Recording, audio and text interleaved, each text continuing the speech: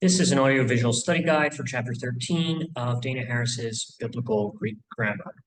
So we're looking at participles, participle morphemes. To build a present active masculine or neuter participle, you begin with the present tense stem, then add a connecting vowel and the participle morpheme nu-tau.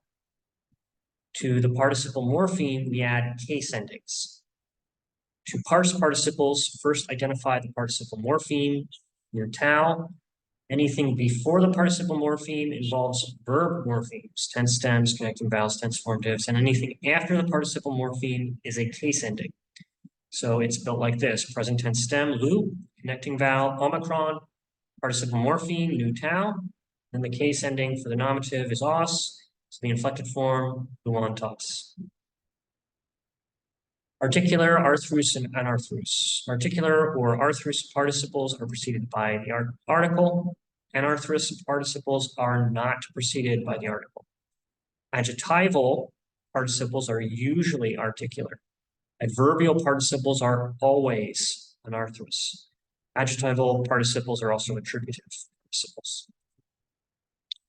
Substantive participle functions. Obviously, they function as a substantive, and it's almost always articular.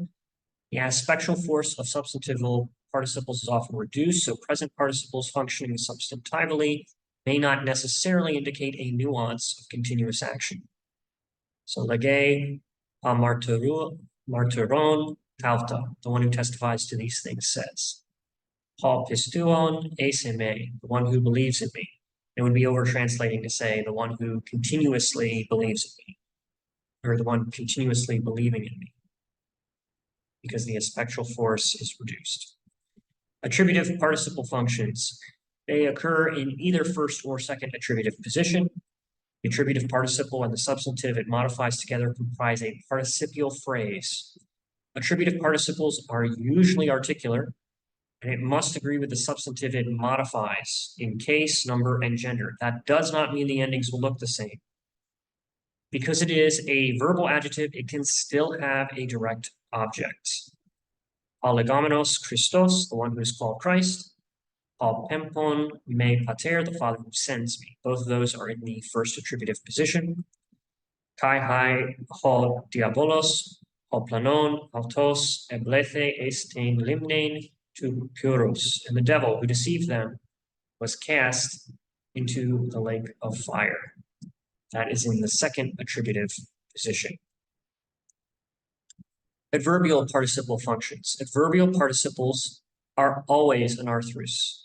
They nearly always modify a finite verb and give additional info about the circumstances under which the action or state of the finite verb is occurring. Frequently in the nominative case, because it agrees with the subject of the finite verb, it also has the same gender and number as the subject of the finite verb. Together with any adverbial modifiers and any direct or indirect objects, it comprises a dependent participial clause. Kai elphen keuson estas synagogos auton. And he went into their synagogues preaching.